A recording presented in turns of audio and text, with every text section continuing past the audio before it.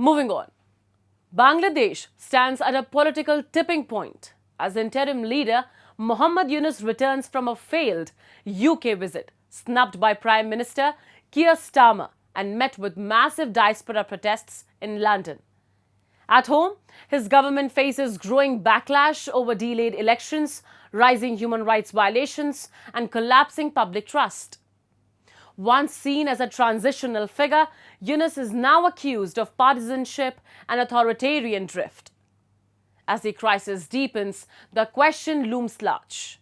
Is Bangladesh still on the path to democracy or drifting away from it? As Bangladesh grapples with political uncertainty, Interim Chief Advisor Muhammad Yunus returned this week from what many are calling a disastrous visit to the United Kingdom. The trip, aimed at garnering international support and financial cooperation to address alleged corruption by the previous administration, ended without any tangible success.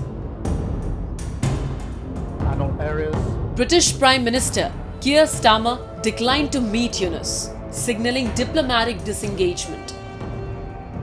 This snub was compounded by scenes of chaos outside the Dorchester Hotel in London, where Yunus was greeted by large-scale protests led by British Bangladeshis.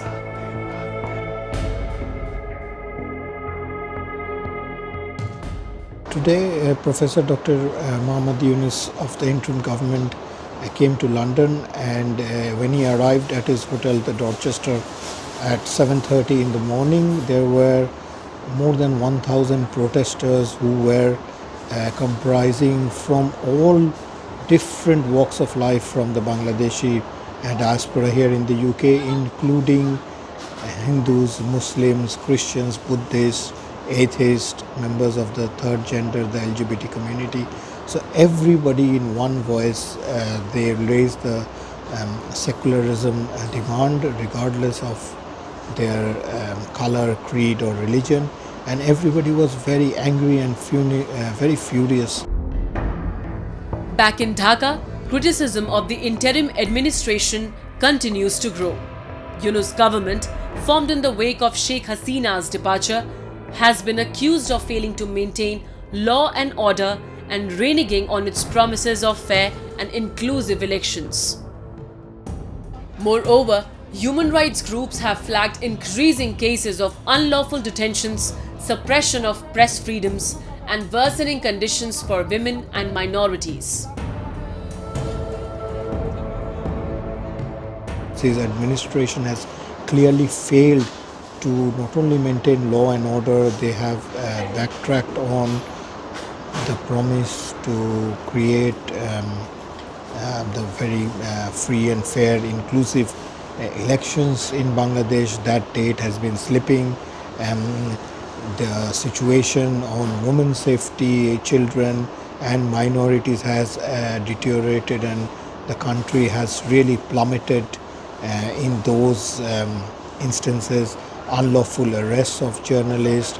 It is also reported almost 100 MPs from the previous government are now in custody on fake or bogus cases, which appears not to have gone through due process when they were arrested.